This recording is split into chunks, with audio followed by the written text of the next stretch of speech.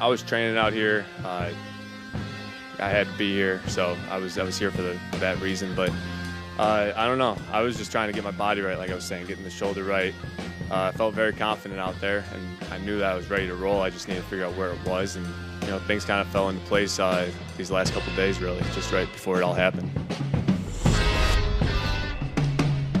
Jimmy Garoppolo, yet another NFL quarterback whose neck is approaching Takeo Spike's thickness. That's something that Sims and I have noticed this year. Chris, seriously, Peter, seriously, Trevor Lawrence has a Takeo Spike's neck now. Lamar Jackson, Takeo Spike's neck. Look at Jimmy Garoppolo. If we can pull up the frame of it. He's got this big, giant, thick tree trunk neck. I don't know what these guys are doing to create that kind of a neck, but look at it. It's a half click away from Takeo Spikes. Anyway, I was doing radio somewhere this week, and the host said, we were all saying Jimmy Garoppolo is not going to be back in San Francisco. You were saying it. I was saying it. We were all saying it. How did we get it so wrong?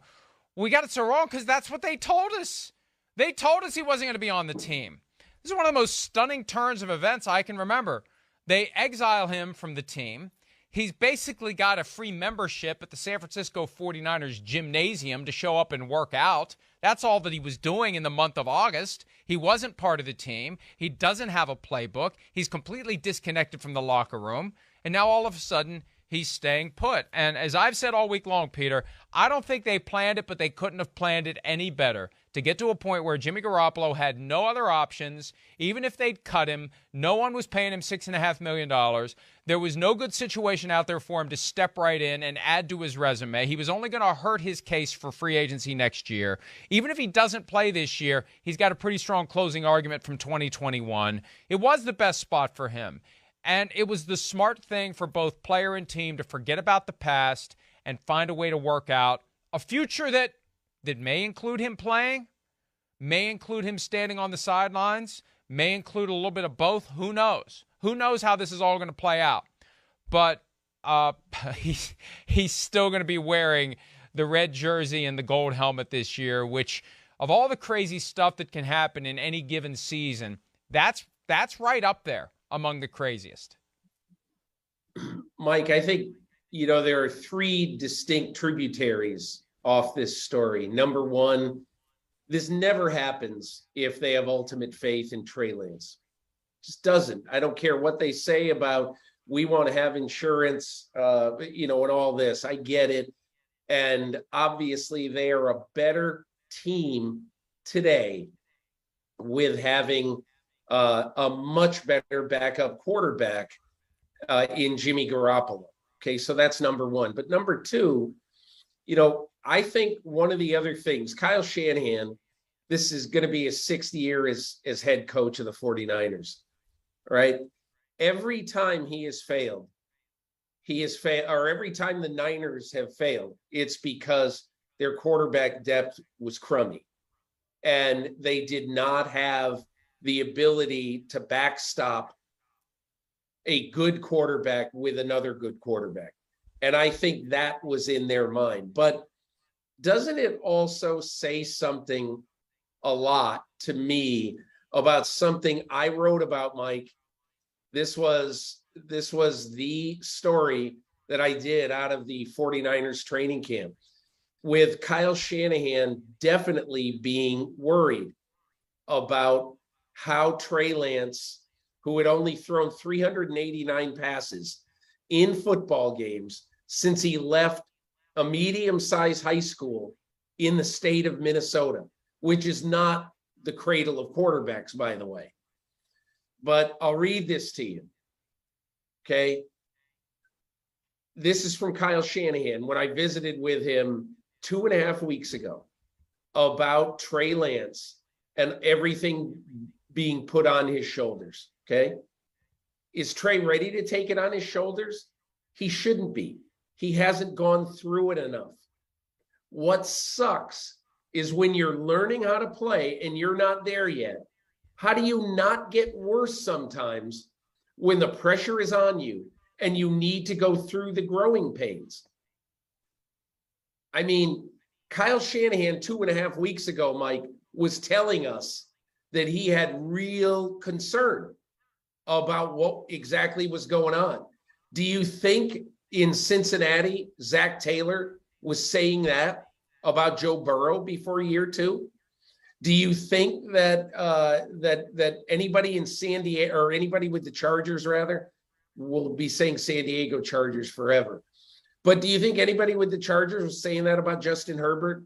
It's just, this was about not just a lack of faith right now today in this quarterback, but the weird landscape of the fact that he just simply hasn't played a lot of football. So I think all of those, sort of mind melded into what happened the other day with Jimmy Garoppolo. Yeah, look, we don't know and we won't know what Trey Lance is going to be as a quarterback until he does it week in and week out, especially, it takes 4 to 6 games, and we talked earlier about having enough film on the Broncos offense. Same thing with Trey Lance. When there's film out there, what he does well, what he doesn't do well, they start taking away what he does well, force him into situations where he may not be comfortable. Can he bust through that? Can they game plan around that? And I know Kyle Shanahan can, but that's part of the progression we just don't know and won't know. And the warning signs are there. Last Thursday night in the preseason game against the Texans, Shanahan gives Trey Lance an extra series that he didn't plan to give him, and then says, I'd like to give him more. I wish we had more time to get him ready. He's concerned he's not ready. And Sims made the argument on Monday morning. He made the passionate argument, work this out, 49ers, to keep Jimmy Garoppolo around, because you don't know what you have in Trey Lance. And there's a chance that they don't have a guy that can get it done. After everything they gave up to get him, you have to be ready for the possibility that he's not the guy. Busts are everywhere in the first round of the draft. And just because they gave up ultimately 3 first-round picks and a third-round pick to get this guy doesn't mean he's going to be good. It doesn't. And we haven't seen enough from him to come to the conclusion he's going to be good. When he had chances to play last year, we weren't fawning over highlights the day after. Wow, look at Trey Lance. This is the next Patrick Mahomes. We're still waiting for something to convince us he's the guy. And now, Peter, whether he wants to admit it or not, whether the 49ers can talk him away from this mindset or not, he's got Jimmy Garoppolo hovering over his shoulder. And, if you can't thrive knowing that you may be on a shorter leash than you thought, you're never going to make it in playoff games, Super Bowl, or whatever. So let's accelerate the analysis of Trey Lance. Let's have Jimmy Garoppolo there. Let's have him hovering, and let's see if that spurs Trey Lance to be the guy that they need him to be. And, Mike, there's no shame in giving a guy help at all. No shame whatsoever. But I agree with you 1,000%. When you're told you're the guy, your safety nets are not like a backup quarterback. They're like, in essence, third string quarterbacks. So you're the guy. And then, 2 weeks before the season starts, they bring in the guy who was the guy. And for all these people who say, oh boy, this, he better be able to take it. There's, you're going to have a lot more pressure in your life than just this. I say, okay, that's fine. But I'm just asking you, how would you feel if whatever job that you do, you finally have the guy who was looking over your shoulder, who was your boss, who was doing this job and doing it well, maybe not the best in the world, but doing it well. Finally, they say, okay, it's your team now. It's your job. You do this. And then 2 weeks before your, whatever it is, your season, your job starts, they bring the other guy back. It's naive to think that Trey Lance is saying, hey, kumbaya, let's go. Mike, he was just talking last week about how great the quarterback room was, and how much he liked those guys. And he really didn't deal with Jimmy anymore. And nothing against him, but he wasn't in the quarterback room anymore. And just the weirdness of this story is, it can't be overestimated. And everybody who just says, no big deal, life moves on. Well, let's see what sort of toll it takes on Trey Lance. I think it'll take some. I have no idea what, but I think it'll take some. Hi, it's Mike Florio. Thanks for watching PFT on YouTube. Hit subscribe for the latest news and analysis from Pro Football Talk.